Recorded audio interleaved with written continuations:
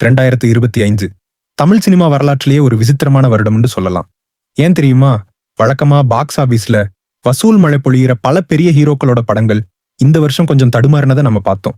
ஆனா அதே சமயம் கதைக்கு முக்கியத்துவம் கொடுத்த சின்ன பட்ஜெட் படங்கள், ஏன் புதுமுக இயக்குனர்கள் கொடுத்த படங்கள் எல்லாம் தியேட்டர்ல விசிலடிக்க வச்சது. இன்னைக்கு நாம பார்க்க போறது வெறும் வசூல் பட்டியலை பத்தி இல்ல, மக்கள் மனசுல கிரிட்டிக்ஸ் மத்தியில, குறிப்பா ஐஎம்டிபி ரேட்டிங்ல ராஜாங்கம் நடத்தின அந்த டாப் 10 தமிழ் மூவிஸ் ஆஃப் 2025 எவை. இதுல நம்பர் 1 இடத்தை பிடிச்சது ஒரு மாஸ் படமா, இல்ல மனசை உலுக்கின ஒரு காவியமா? வாங்க டீட்டெயிலா அலசலாம். பொதுவா நம்ம ஐஎம்டிபி ரேட்டிங்க ஒரு அளவுகோலா வச்சுப்போம். இந்த வருஷம் அந்த லிஸ்ட் ரொம்பவே சர்ப்ரைஸா இருக்கு. ஆக்ஷன், எமோஷன், பாலிடிக்ஸ், காமெடின்னு ஒரு கலவையா அமைஞ்சிருக்கு. ஸோ எந்த படத்தையும் மிஸ் பண்ணாம கடைசி வரைக்கும் பாருங்க. 10வது இடத்துல இருக்கிறது ரெட்ரோ. இதை ஒரு சாதாரண ஆக்ஷன் டிராமான்னு ஒதுக்கிட முடியாது. இந்த படத்தோட பெரிய பலமே இதோட ஸ்டைலிஷ் நர்ஷன் தான்.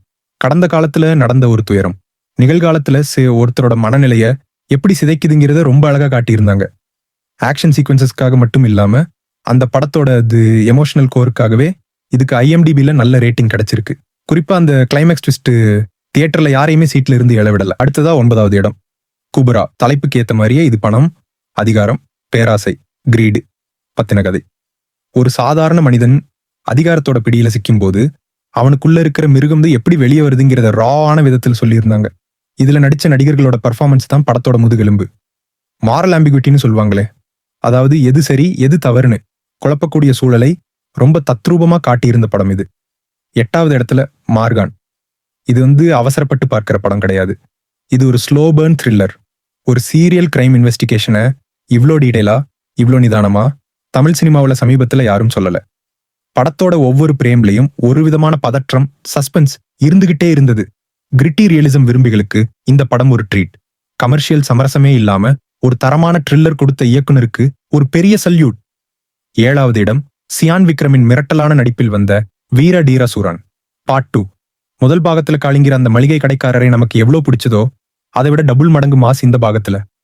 ரூரல் பாலிடிக்ஸை மையமா வச்சு அதுல ஒரு சாதாரண மனுஷன் எப்படி ஒரு டானா மாறுறாங்கிறத காட்டின விதம் செம. இந்த படத்தோட பலமே அதோட கேரக்டர் ஆர்க்ஸ். யாருமே சும்மா வந்துட்டு போற மாதிரி இல்ல, ஒவ்வொருத்தருக்கும் ஒரு கதை இருந்தது. மாஸ் பிளஸ் இன்டென்சிட்டி ரெண்டையும் சரியான விகிதத்துல கலந்ததால இது பாக்ஸ் ஆபீஸ்லயும் ஜெயிச்சது, ஐஎம்டிபிலையும் ஜெயிச்சது.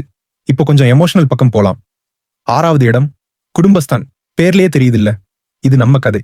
ஒரு மிடில் கிளாஸ் ஃபேமிலியோட உண்மையான வாழ்க்கை போராட்டங்களை எந்த விதமான சினிமாத்தனமும் இல்லாம ரொம்ப நேச்சுரலா படம் பிடிச்சிருந்தாங்க. பணக்கஷ்டம், உறவு சிக்கல்கள், சின்ன சின்ன சந்தோஷங்கள், இது திரையில பார்க்கும்போது அட இது நம்ம வீட்டுல நடந்த மாதிரியே இருக்கே அப்படின்னு நிறைய பேர் ஃபீல் பண்ணாங்க. அந்த கனெக்ட் தான் இந்த படத்தோட வெற்றி. 5வது இடத்துல 3 PSK. சொந்த வீடுங்கிறது கனவு மட்டும் இல்ல, அது பல பேரோட வாழ்க்கையை புரட்டி போடுற ஒரு விஷயம். ஹவுஸ் லோன், இஎம்ஐ தொல்லை, ஃபில்டர்களோட ஏமாற்று வேலை, இதையெல்லாம் தாண்டி அந்த கனவு இல்லத்தை அடையிறப்ப கிடைக்கிற சந்தோஷம். ஸ்கிரிப்ட் அண்ட் ரைட்டிங் அவ்வளோ ஸ்ட்ராங். குறிப்பா அந்த கிளைமேக்ஸ்ல வீட்டு சாவி வாங்குறப்ப ஹீரோ கண் கலங்குற சீன் தியேட்டர்ல பல பேரை அழ வச்சது. ரிலேட்டபிள் கண்டென்ட் எப்பவுமே ஜெயிக்கும்ங்கிறதுக்கு 3 PSK ஒரு சிறந்த உதாரணம். 4வது இடம் ஒரு கிளாசிக் அட்டெம்ப்ட் காந்தா. 1950களின் மெட்ராஸ். துல்கர் சல்மான் மற்றும் ராணா டகுபதி நடிப்புல இயக்குனர் செல்வமணி செல்வராஜ் செதுக்கி இருந்த ஒரு சிற்பம்னு சொல்லலாம். பாலிடிக்ஸ், ஆர்ட், ஐடென்டிட்டி, சுதந்திரத்துக்கு அப்புறம் சமூகத்துல ஏற்பட்ட மாற்றங்களை ஒரு பீரியட் டிராமாவா கண் முன்னாடி கொண்டு வந்தாங்க. சினிமாட்டோகிராஃபி பத்தி பேசியே ஆகணும். ஒவ்வொரு பிரேமும் ஒரு பெயிண்டிங் மாதிரி இருந்தது. சீரியஸ் சினிமா லவர்ஸ் இந்த படத்தை கொண்டாடினதுல ஆச்சரியமே இல்ல. Must watch. 3வது இடம் யூத்களின் ஃபேவரட் டிராகன் பிரதீப் ரங்கநாதன் மற்றும் அஸ்வத் மாரிமுத்து காம்போனாலே சும்மாவா. ராகவனுங்கிற ஒரு காலேஜ் பையன் காதல்ல தோல்வி அடைஞ்சதுக்கு அப்புறம் பணத்துக்காக செய்யற பிராடு தனங்கள், அதுல வர்ற சிக்கல்கள். கதை என்னவோ சிம்பிள் தான், ஆனா அதை சொன்ன விதம், ஸ்கிரீன் பிளே அவ்வளோ எங்கேஜிங். துருதுருப்பான நடிப்பு, கலர்ஃபுல்லான விஷுவல்ஸ், அதிரடியான பிஜிஎம், இதெல்லாம் சேர்ந்து ஐஎம்டிபில இதை டாப் பாப்புலாரிட்டி லிஸ்ட்ல கொண்டு வந்து நிறுத்தி இருக்கு. 2வது இடம் கண்ணீர் வரவழைச்ச காவியம் டூரிஸ்ட் ஃபேமிலி. ஒரு ஸ்ரீலங்கன் குடும்பம், அவங்க சந்திக்கிற மனிதர்கள், ஒரு லோக்காலிட்டி மக்களோட அவங்க ஏற்படுத்துற உறவு, மனித நேயம் இன்னும் சாகலன்னு உறக்க சொன்ன படம். 2025 ஐஎம்டிபில அதிக ரேட்டிங் வாங்கிய படங்கள்ல இதுவும் ஒண்ணு. ஆக்ஷன் இல்ல, மாஸ் டைலாக் இல்ல, ஆனா அன்புங்கிற ஆயுதத்தை வச்சு ஆடியன்ஸ் மனசை ஜெயிச்சிட்டாங்க. அண்ட் ஃபைனலி 2025 வருஷத்தோட நம்பர் 1 படம். இங்க ஒரு சின்ன ட்விஸ்ட்.